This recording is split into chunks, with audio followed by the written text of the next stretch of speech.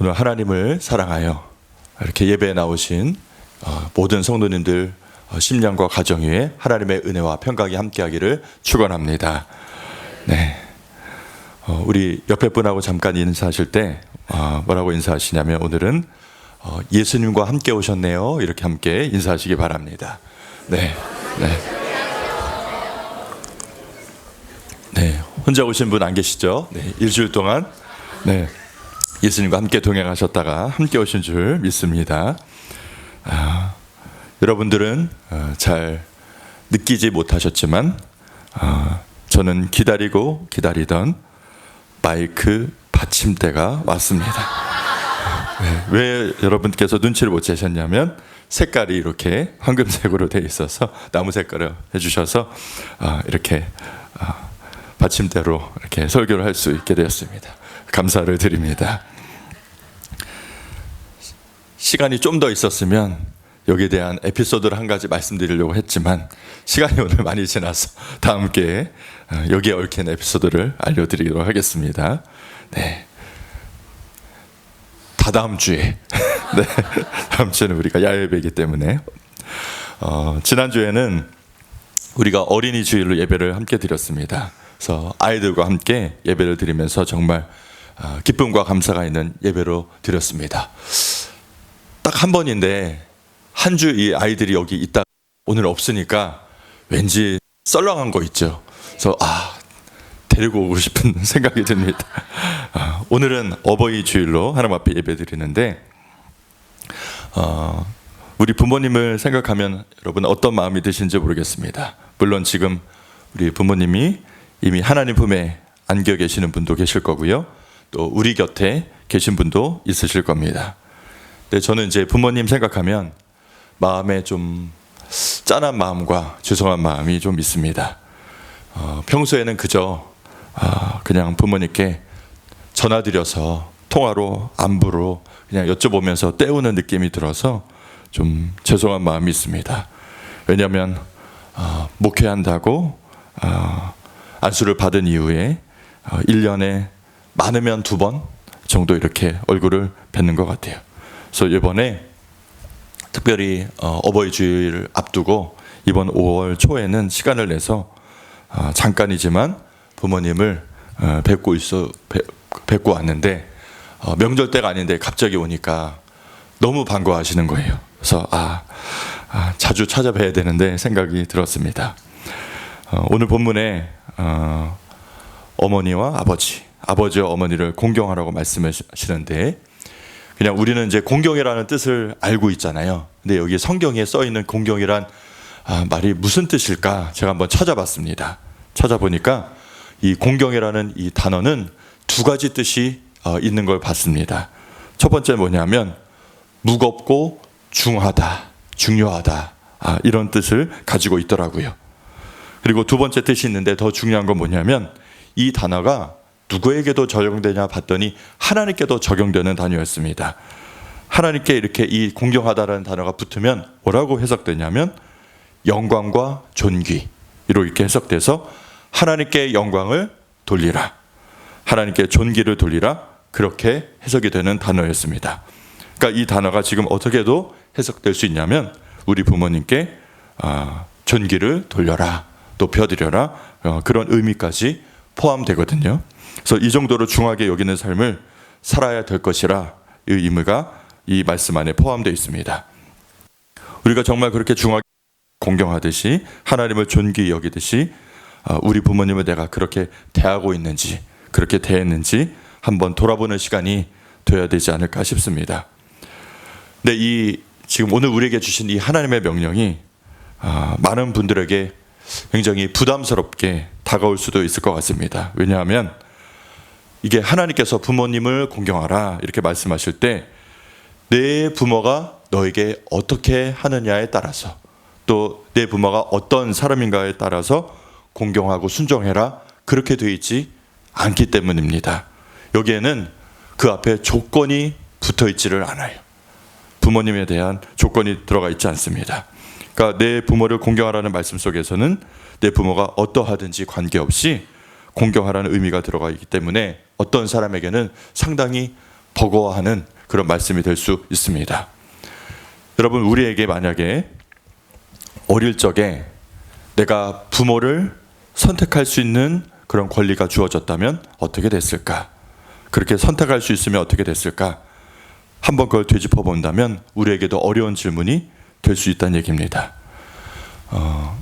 이 세상 속에서 살아가면서 우리는 수많은 만남을 갖고 있는데 세상에서는 어떤 말이 있냐면 한 사람이 훌륭한 인품과 인격을 갖추기 위해서 세 가지의 좋은 만남이 필요하다 이렇게 얘기합니다. 우리가 다 아시는 것처럼 첫 번째는 좋은 부모를 만나는 것, 두 번째는 좋은 스승을 만나는 것, 세 번째는 좋은 친구들을 만나는 것이라고 얘기합니다. 이렇게 좋은 만남 세 가지가 어우러져야 훌륭한 인격과 인품으로 성장할 수 있는 좋은 토대가 갖춰진다 이렇게 얘기를 합니다.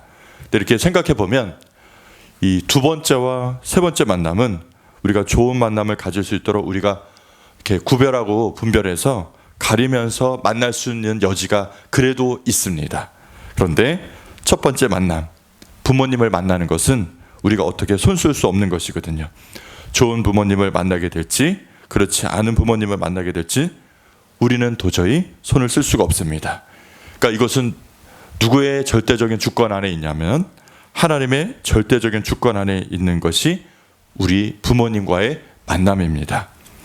만약에 내가 부모님을 선택할 수 있는 선택권이 우리에게 주어져서 만약에 지금 부모님을 선택할 수 있다면 내가 만난 부모님을 여러분 다시 선택하시겠습니까? 이렇게 여쭤보면 어떤 선택을 하실까요? 내가 그렇다 그렇게 생각이 드시는 분은 축복이 넘치는 가정입니다. 그리고 만약에 거꾸로요, 여러분 자녀들에게 부모님을 선택하라고 한다면 내 자녀가 과연 나를 부모로 선택할까 이렇게 생각해 보신 적이 있으신지 모르겠습니다. 내 자녀들에게 선택권을 준다면 우리를 부모로 선택할까? 그런데 하나님은 오늘 이 말씀을 아무에게나 부모에게 순종하라고 말씀하시는 것이 아닙니다. 세상 사람들에게 부모를 공경하라 이렇게 말씀하시는 게 아니에요. 우리 하나님은 그렇게 말씀하실 수가 없습니다. 왜냐하면 부모를 평생토록 아름답게 공경하며 섬길 수 있는 사람은 반드시 이런 사람이기 때문에 하나님께서 그 사람들을 향해서 이 말씀을 주시는 거거든요. 오늘 그 내용을 한번 살펴보겠습니다. 본문을 다시 한번 보시면 에베소서 6장 1절 한번 보시기 바랍니다. 에베소서 6장 1절, 우리 1절만 다 함께 읽어보겠습니다. 시작. 자녀들아 주 안에서 너희 부모에게 순종하라, 이것이 옳으니라. 하나님은 우리 자녀들에게 분명하게 말씀하시는 것이 부모에게 순종하라 이렇게 말씀을 하십니다. 그런데 누구 안에서 부모님에게 순종하라고 말씀하시냐면요, 주 안에서예요. 여기가 붙어 있습니다. 그냥 공경하라. 그러니까 이 성경책이 지금 세상에서 얘기하는 도덕처럼 아니면 윤리처럼 이런 인간적인 그런 기본적인 것을 갖추기 위해서 이렇게 공경하라 이렇게 말씀하시는 게 아니에요. 그것은 세상에도 있습니다. 근데 여기 성경에서는 앞에 붙어 있는 게 뭐냐면 주 안에서 너희 부모에게 순종하라 이렇게 말씀하십니다. 부모에게 순종하라. 여러분은 지금 부모님에게 순종하고 계십니까? 부모님과 함께 계시는 분들에게 여쭤보고 싶습니다. 나는 부모님에게 순종하는가? 이 말씀을 읽고 나니까 우리 몇몇의 권사님들이 얼굴이 이상하게 환해지는 것은 저만의 느낌인 것 같습니다. 그렇죠, 유방정 권사님? 부모에게 순종하라. 이 말씀을 들었으니 오늘 하루만큼은 집에 가서 이 말씀을 붙들고 앞세워서 자녀들에게 당당하게 말씀하실 수 있을 것 같습니다.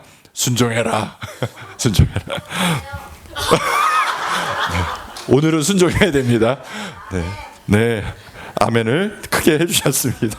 네, 오늘 하루만큼은 네. 따님들이 누구신지 모르겠지만 하여튼 오늘은 순종하시기 바랍니다.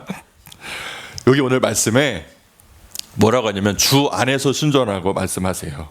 그러니까 주님 안에 있는 자녀들에게 이 명령을 주시고 계신데 이건 뭐냐면 내가 나를 구원하신 예수님이 누군지를 아는 사람, 우리 구주 예수 그리스도의 그 보혈의 공로가 무엇인가, 그 사랑이 무엇인가 가슴 절절히 깨닫고 있는 사람, 지금 그 사람들에게 이 명령을 주고 계시다라는 거예요. 아무에게나 이런 명령을 주시고 있는 것이 절대 아니라는 겁니다. 주 안에서 부모를 순종하고 부모님에게 공경하라, 이렇게 말씀하시는데, 여러분 지금 우리가 주 안에 있다고 고백하지요. 주님을 믿는다고 고백합니다. 주 안에 있다는 얘기는 무슨 얘기냐면, 우리 주 그리스도의 사랑이 안에 내가 거하고요, 그 주님의 사랑이 우리 안에 들어있다라는 얘기를 하는 중입니다. 그러니까 그 사랑으로 인해서 우리가 섬길 수 있고요, 그 사랑으로 인해서 우리가 부모님을 공경할 수 있다는 얘기예요. 내 힘과 능력을 할 수 없다는 얘기입니다. 주님께 받은 사랑이 있기 때문에 그렇게 할 수 있다는 말씀을 주시는 겁니다. 우리 주님께서 우리를 정말 극진한 사랑으로 사랑해 주시잖아요.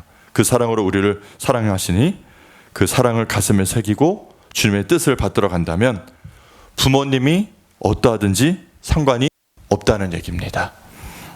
조건이 없어요. 만약에 부모님께서 아직 하나님을 믿지 않는 삶을 살아가고 계시다면 더 간절하고 애절하게 이 하나님의 사랑 가운데 거하기 위해서 최선을 다해서 그를 위해서 기도하고 부모님을 섬기는 삶으로 나아가게 될 겁니다.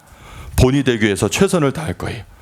그 이루어 간다면 하나님께서 그 역사를, 하나님 뜻을 이루어가는 가정을 세워 주실 것이라 믿습니다.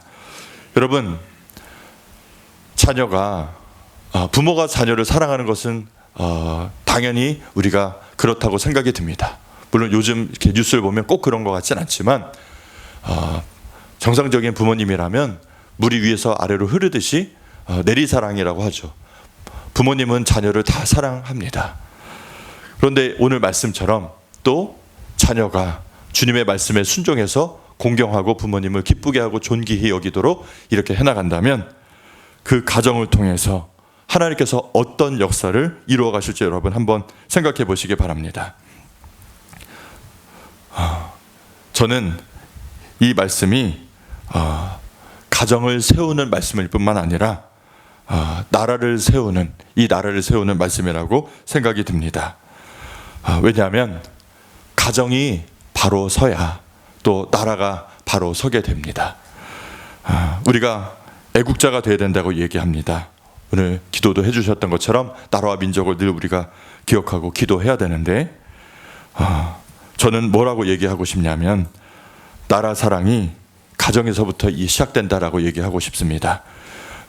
이것이 이루어지면, 이 가정이 반듯하게 하나님 나라가 세워지면 나라 사랑은 저절로 이루어지게 됩니다. 그것이 무엇이라고 생각하냐면요, 부모 공경이 이루어지고 가정이 아름답게 주의 안에, 은혜 안에 거하게 되면요, 그 가정이 하나님 나라 가치관으로 세워지기 때문입니다. 그리고 그 나라도 다른 가치관으로 찾아가면서 하나님의 뜻을 이루어가는 역사가 펼쳐질 겁니다. 여러분, 그리스도인의 가정이 올바로 서 나갈 때 세상이 달라지고 나라가 바뀌어질 수 있습니다. 이것은 제 말이 아니라 성경에 룻기의 이야기가 있습니다. 룻이요, 시어머니 나오미를 극진하게 공경하고 섬깁니다. 근데 그 부모를 공경하고 섬겼던 룻이 결국 어떤 일을 이루어가나요? 그를 통해서 어떤 일이 일어나냐면 보아스를 만나게 됩니다. 그리고 보아스를 만나면서 결국 그 가정에서 태어난 아이를 통해서, 혈통을 통해서 다윗 왕이라는 그 걸출한 하나님이 쓰신 도구가 탄생되어지는 것을 봅니다. 그러니까 결국은 나라가 바로 잡힐 수 있는, 세워질 수 있는 길로 나가는 역사가 가정에서부터 시작된다는 얘기입니다. 가정이 세워질 때 나라까지도 세워갈 수 있는 역사가 펼쳐진다는 것을 성경에서 볼 수 있습니다. 우리가 가정을 그리스도인의 가정으로 아름답게 세워질 때, 여러분, 우리 안에 태어난 우리 자녀들이 하나님의 뜻을 잘 받들어서 나간다면 이 세상을 우리 자녀들이 어떻게 바꿔갈 것인가 여러분 한번 기대해 보시기 바랍니다. 바라기는 우리 흥천교회 안에 또 우리 자라나는 자녀들 가운데 이 나라를 이끄는 리더가 나와야 될 줄 믿습니다. 지도자가 나와야 됩니다. 네. 우리가 그냥 기도하는 것이 허공에 흩어지는 것이 아니라면, 우리가 우리 자녀를 위해서 축복하고 기도하고 할 때 우리의 자녀를 통해서 이 나라를 바꿀 수 있을 만한 그런 큰 지도자들이 나오기를 정말 축원합니다. 우리 흥천교회는 또 그러한 역사가 가지고 있는 교회입니다. 그래서 그런 역사들이 이어지기를 간절히 기도합니다. 그래서 우리 후손들을 통해서 이 세상을 하나님 나라로 아름답게 끌고 갈 수 있는 역사가 펼쳐질 것을 우리가 소망하는데, 하나님께서 그것을 기대하시면서 여기에 무엇까지 집어 넣으셨냐면요, 여기에 보시면 부모를 공경하라는 내용 속에 의도적으로 약속을 넣어 주셨습니다. 우리가 구약 성경에서 10계명을 우리가 잘 압니다. 10계명의 몇 번째 계명이 부모님을 공경하라는 계명인가요? 네, 5번째이죠. 5번째 계명입니다. 근데 여기에 보시면 약속 있는 첫 계명이라고 말씀하셨습니다. 5번째인데 왜 첫 계명이라고 말씀하시냐? 10계명 중에 10가지 중에 1번부터 4번까지는 하나님에 대한 계명입니다. 하나님과의 관계에 대한 계명. 그리고 5번부터 10번까지가 사람과 사람 사이에서 지켜야 될 계명입니다. 그런데 특이하게도 5번째 내 부모를 공경하라는 그 계명 안에만 뭘 넣어 주셨냐면요, 약속을 넣어 주셨어요. 여러분 보세요. 10계명에 6번부터 10번째까지 어떤 약속을 주신 것이 없습니다. 하나님께서 이 5번째 명령을 주시면서 내가 땅에서 생명이 길고 복을 누리리라, 신명기와 출애굽기에 이렇게 약속을 주셨습니다. 여러분, 이 약속을 주실 정도로 하나님께서는 이 소중하고 중요한 의미입니다. 그러니까 생각해 봤습니다. 이게 어떤 마음일까? 왜 다른 데는 약속을 주시지 않고 이 5번째 계명에게 하나님의 약속을 걸어 놓으셨을까? 하나님은 누가 이 땅에서 잘 되길 원하시는 마음일까요? 내 자녀들이 잘 되기를 원하시는 마음이 이 말씀 안에 바람이고 소망입니다. 부모를 공경하는 자가 이 땅에서 잘 되기를 간절히 소망하는 것이 하나님 마음속에 들어가 있습니다. 저는 이 약속이요, 여전히 이 시대에도 유효하다고 믿습니다. 네, 그걸 믿어야 돼요. 하나님 약속의 계명을 지금도 기억하고 그렇게 하는 자들을 찾고 그들에게 복 주시기를 원하시는구나.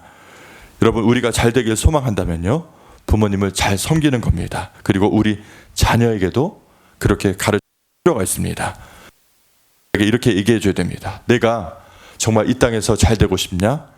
가정에서 부모님을 극진하게 섬기고 공경하는 것이 내가 잘 되는 길이라. 그것이 바로 하나님께서 너에게 원하시는 길이라. 내가 부모에게 어떻게 하는지 그것을 절대로 잊지 않아.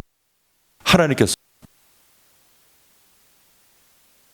자녀들에게 하나씩 가르쳐 나가는 것.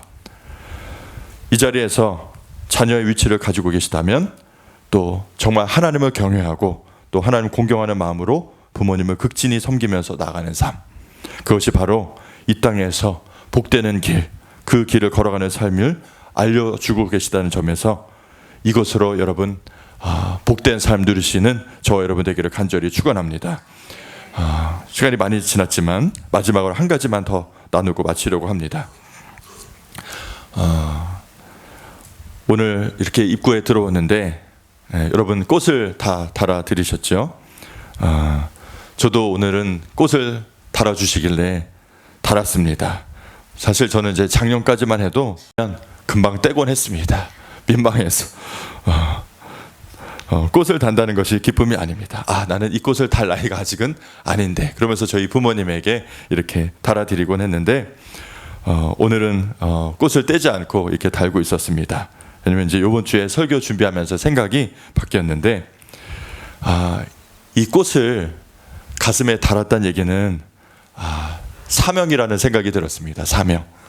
어떤 사명이냐면 부모가 되었다는 것, 그리고 이제는 나이가 들었다는 것은 하나님이 우리에게 또 다른 하나의 사명을 주신 것인데, 그건 뭐냐면 우리 자녀들을 축복하고 젊은이들을 축복하라는 사명입니다. 우리 하나님께서 명령하시기를 젊은이들에게 머리가 센 사람 앞에 일어나라고 분명히 말씀하셨습니다. 그러니까 연로하신 분들은 하나님을 대신해서 대접받고 존경을 받는 것이 합당하다는 뜻입니다. 근데 이것을 그냥 부담스럽게 여기고 넘어갈 게 아니구나. 우리 부모님들은 자녀들이 뭔가 부모님에게 대접하고 섬겨주면 좋기도 하지만 한편으로는 부담스럽다라는 느낌을 가진다고 하십니다. 저 애들이 없는 살림에 우리를 너무 신경 쓰는 건 아닐까, 또 우리가 괜히 저들에게 부담을 주는 것은 아닐까, 이런 생각과 걱정이 한켠에는 있으시다고 해요. 그래서 자녀들에게, 젊은 이들에게 무엇을 잘해주면 그것을 기쁨으로 받지 못하시고 또 한켠에는 부담으로 느끼시기도 합니다.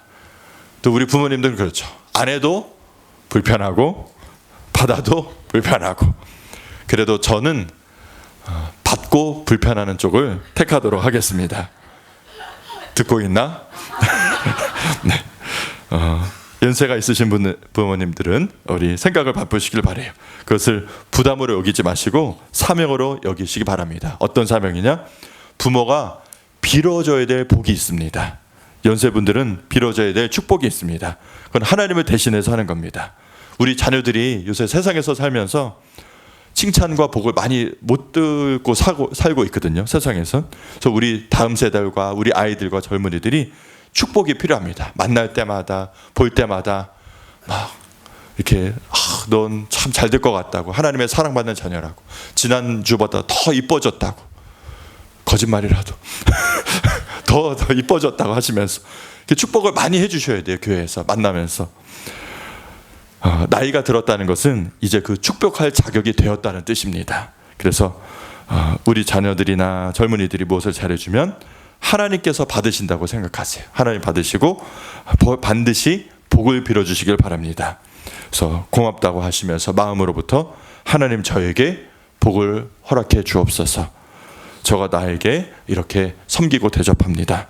저에게 하나님 경외하는 믿음을 주시고 저들에게 하나님의 인도함을 받는 복을 허락해 주옵소서. 이렇게 반드시 축복해 주시기를 바랍니다.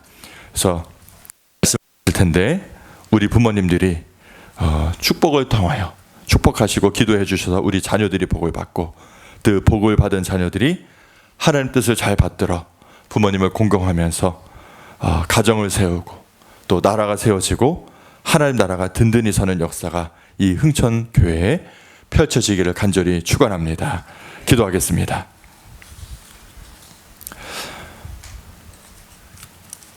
사랑과 은혜가 풍성하신 하나님, 오늘도 어버이 주일을 맞아 예배하면서 약속에 있는 말씀을, 우리의 마음을 다시 깨워주시고 하나님 뜻을 새기게 하시니 감사합니다.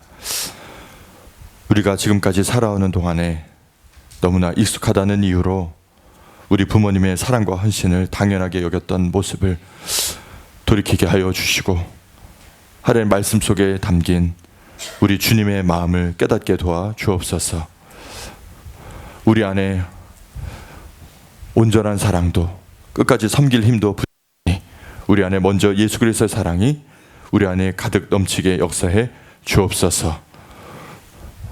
혹시 부모님과의 관계 속에서 아픔과 상처가 있는 이들이 있다면 주님께서 친히 위로하시고 그 상처를 싸매주시고 우리의 참 아버지 되신 하나님을 마음에 품어 우리 심령 가운데 사랑과 감사가 회복되게 도와 주옵소서. 또 이 자리에 부모님의 자리로 살아가는 성도들에게 은혜를 더하여 주시길 원합니다. 영육의 강건함을 더하여 주옵시고 저들이 자녀를 축복하며 기도하는 믿음의 사명을 끝까지 잘 감당하게 도와 주옵소서. 하나님, 각자의 삶 가운데 찾아가 주셔서 우리 모든 자녀들이 하나님 말씀을 받들어 주님의 뜻을 따라가는 자녀들 되기를 원합니다. 각지에 흩어져 있는 자녀들 기억하여 주옵시고 그들이 어디에 있든지 예수를 믿는 믿음 가운데 서게 하여 주시며 하나님을 경외하는 자녀들 될 수 있도록 역사해 주옵소서. 지금 흥천 이 재단에서, 이 가정에서 자라나는 우리 다음 세대들이 있습니다. 저들의 가정 가운데 함께하여 주옵시고 저들의 가정에서 하나님을 만나게 도와주시고 가정 안에서 부모님을 통하여 하나님을 사랑하는 믿음을 배울 수 있도록 도와주옵소서. 감사하며 이 모든 말씀 예수님의 이름으로 간절히 기도드리옵나이다. 아멘.